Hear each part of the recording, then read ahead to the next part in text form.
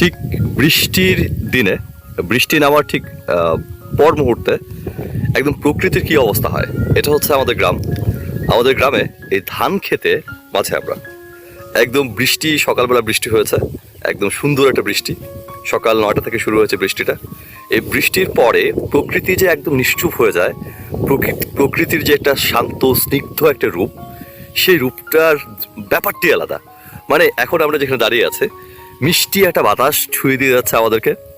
এটা হচ্ছে আমাদের এই যে ইরিগেশনের যে ইয়াটা, ড্রেনটা, পাশে আমাদের ধান ক্ষেত। এই ধান ক্ষেতের মধ্যখানে হচ্ছে আমরা, এই যে তপন রে, এই যে সোহান এদিকে, এই যে সোহান, এই যে হচ্ছে আমাদের হিরো, ওয়ান অ্যান্ড অনলি তৌহিদ হাসান নিশান, এবং কন্টেন্ট ক্রিয়েটর তৌহিদ হাসান নিশান। অনেক রকম মনোমুগ্ধকর একটা ব্যাপার, সেটা হচ্ছে যে সারা সকাল থেকে বৃষ্টি হয়েছে, আকাশ গর্জন ছিল। তারপরে আমরা এখান যেখানে আসছি সেটা হচ্ছে যে এই যে এখানে ওই দূরে অনেক বক দেখা যাচ্ছে। আমরা ঠিক বকগুলো দেখতে আসছি। এই যে বৃষ্টি হলো, এই বৃষ্টিতে শুধুমাত্র আমাদের মন যে ভালো হয়ে গেছে ব্যাপারটা সেরকম নয়। অনেক দূরে ওই ক্ষেত্রের মধ্যে বক। আপনার মনে আছে যে ঠিক কত দিন আগে আপনি এরকম একটা বৃষ্টির পরে আপনার নিজের জমিতে আপনি ধান ক্ষেত দেখতে এসছেন। ধান ক্ষেত দেখে এই যে আরেকটা জিনিস আপনাকে দেখাই, সেটা হচ্ছে এই যে দেখেন, এই যে ধান ক্ষেত, ধান গাছ, এই ধান গাছের পাতাগুলো নড়ছে, এবং এই ধান গাছে যেই কৃষক ধানটা লাগিয়েছে, যে কৃষক ধানের পরিচর্যা করেছে, এই জমিটা বুনেছে, কাজ করেছে, এই যখন এই ধান ক্ষেতের উপর দিয়ে একটা মিষ্টি বাতাস বয়ে যাবে, তখন এই মিষ্টি বাতাসটা ঠিক ওই কৃষকের বুকে কতটুকু প্রশান্তি এনে দেবে, সেটা শুধুমাত্র সেই কৃষকই বুঝতে পারবে যে এই জমিটা তৈরি করেছে, চাষ করেছে, এবং এই ধানের চারাগুলো যে কৃষক বপন করেছে।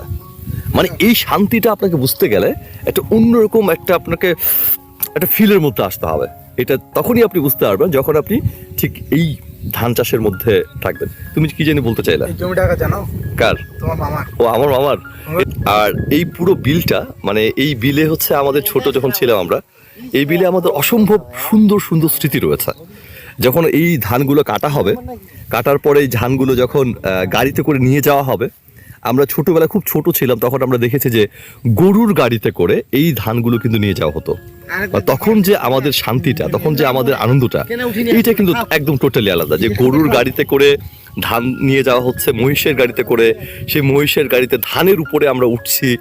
এই যে 90s কিডস যারা রয়েছে, বা 90s-এর আগে যারা রয়েছে, 80s-এ 70s-এ, তারা ঠিক এই স্মৃতিগুলো জানে যে ধান খেতে ধান কাটা হচ্ছে, সেই ধানগুলো গরুর গাড়িতে করে সেই ধানগুলো আবার নিয়ে যাওয়া হচ্ছে। এর যে আনন্দটা, এই যে প্রশান্তিটা, বস, এটা টোটালি ডিফারেন্ট একটা প্রশান্তি। Thank you so much for watching. আর হচ্ছে সকালবেলা মনটা ভালো হয়ে গেল, আর ঠিক এই কারণে এই ভিডিওটা মেক করলাম। Thank you, love you.